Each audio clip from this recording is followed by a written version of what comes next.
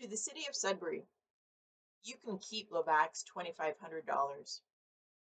You are currently holding it hostage while you work out your release terms.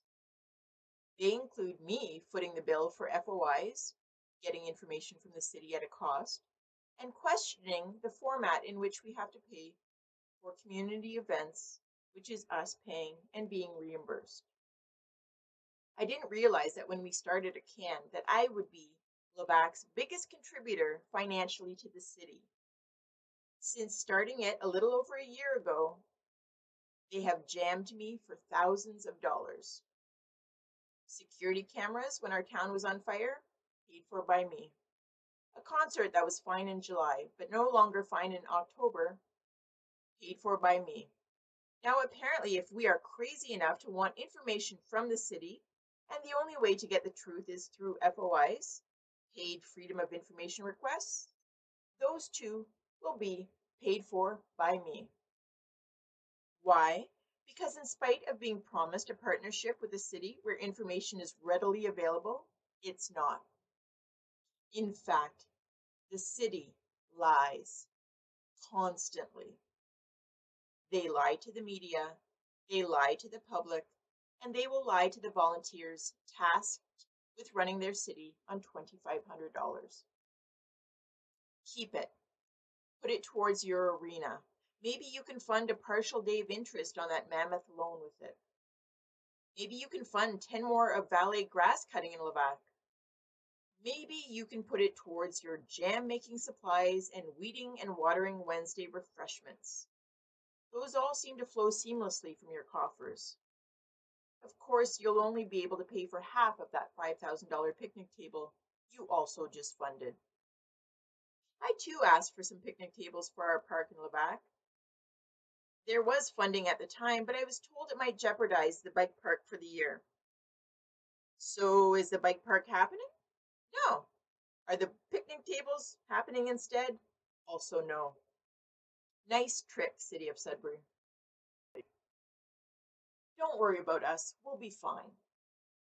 We will find something to do after you gave away our tennis courts. You know, the same ones that were identified as needing repair with the $4.38 million federal grant to repair courts? By making Levack vanish, you were able to splurge on the Delky Dozy, a much more influential clientele. Their bike path was also funded by a grant written through the MP at the time, Paul Lefebvre.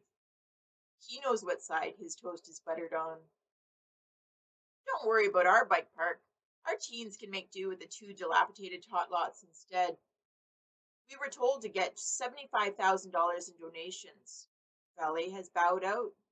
Why should they pay for infrastructure when they don't even have to pay for their own lawn care?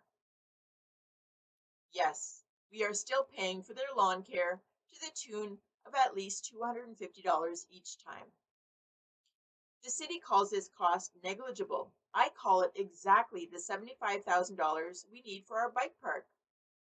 $250 a visit times 12 cuttings a year times 25 years.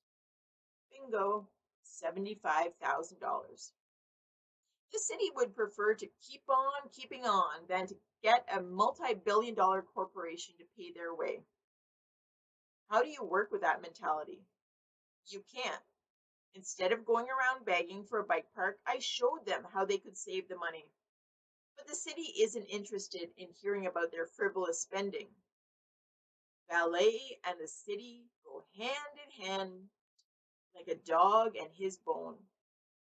It makes me wonder what the city gets out of this partnership, because it's certainly not working for the community that lives here. By the way, Valet can take their parking spots back. It was a ridiculous place for them in the first place. Angled parking like found down the street would be on city property and wouldn't have the mound of snow or barrier to hobble over. For the bike park, could the city get their grant writer to look for funding? No, because their grant writer no longer works there, and staff seem unwilling or unable to go around with their hand out looking for funding. In that same vein, I am also not employed with the city of Sudbury and am fully tapped out on time and money to deal with the petty revenges that have cost me thousands. Not my job. So back to the FOI costs they are trying to stick me with. They have been the only source of truth in all my years of dealing with the city. Of course, they are inconvenient and oftentimes embarrassing, but they are the ones that tell the full story. Our communities don't need a press release contradicting what we know to be the truth.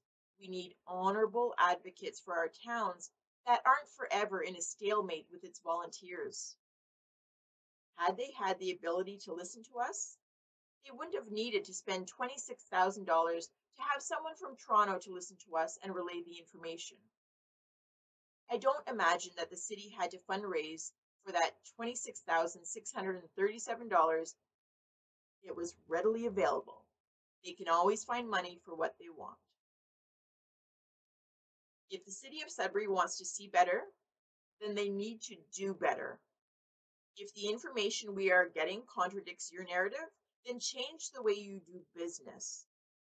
I will never stop seeking information from the city. It's the only way to get to the bottom of the dysfunction, and there is plenty. So you enjoy that $2,500, Sudbury. Levack has far too much pride to grovel and beg for it. We have managed without you for these last 25 years, and we will continue to manage on our own. Enjoy that new arena and all its parking. Lucky dogs, you.